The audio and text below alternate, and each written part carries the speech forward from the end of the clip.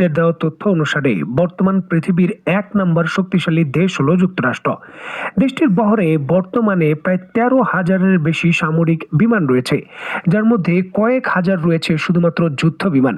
দেখুন, F-16 বা F-15 strike ইগলের মতো যুদ্ধ বিমান বাদই দিলাম, এই যুক্তরাষ্ট্রের বহরে বর্তমানে প্রায় ৮০০-র উপরে বিভিন্ন ধরনের পঞ্চম প্রজন্মের যুদ্ধ বিমান রয়েছে। প্রায় $1 ট্রিলিয়ন কাছাকাছি ৯১৬ বিলিয়ন মার্কিন ডলারের বিশাল সামরিক বাজেটের এই সামরিক বাহিনীতে বর্তমানে ৪,৬৬৬টি ট্যাঙ্ক রয়েছে।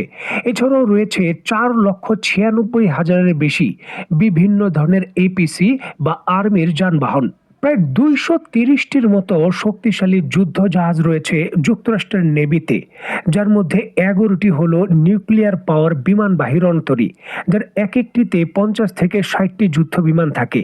এছাড়াও রয়েছে অগণিত সংখ্যক ডেস্ট্রয়ার এবং রয়েছে প্রায় ৬০টির কাছাকাছি নিউক্লিয়ার পাওয়ার সাবমেরিন, যার এক একটি সাবমেরিন একটি দেশকে পারমাণবিক হামলা করে গুঁড়িয়ে দিতে সক্ষম। এবং বিশাল আকারের সামরিক বাহিনী বা সমরাস্ত্র নয়, এর পাশাপাশি তাদের পারমাণবিক অস্ত্রের ভান্ডারও খুবই শক্তিশালী। হিসাব বলছে বর্তমান পৃথিবীর দ্বিতীয়তম মানে রাশিয়ার পরেই প্রায় ৫,১৭৭টি সক্রিয় পরমাণু বোমা রয়েছে যুক্তরাষ্ট্রের, যার মধ্যে বর্তমান পৃথিবীর সর্বোচ্চ ৩,৭০০টি এই ধরনের পরমাণু অস্ত্র রেডি টু ফায়ার অবস্থায় যে কোনো মুহূর্তে যুক্তরাষ্ট্র ব্যবহার করতে পারবে। এবং প্রশ্ন হলো যে যুক্তরাষ্ট্র সামরিকভাবে এত বিশাল আকার এবং এত বড় শক্তিশালী, সেই দেশ ইরানের মিসাইল কর্মসূচি এবং পরমাণু কর্মসূচি নিয়ে কেন এত চিন্তিত?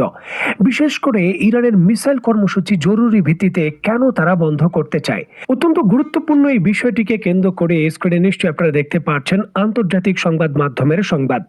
দীর্ঘ ১৫ বছর ধরে গবেষণা করে $১২ বিলিয়ন খরচ করেও যুক্তরাষ্ট্র যা আয়ত্ত করতে পারেনি, ইরান তা আয়ত্ত করে ফেলেছে এবং সরাসরি যুক্তরাষ্ট্র এই ক্ষেত্রে ইরানের কাছে পরাজয় স্বীকার করেছে।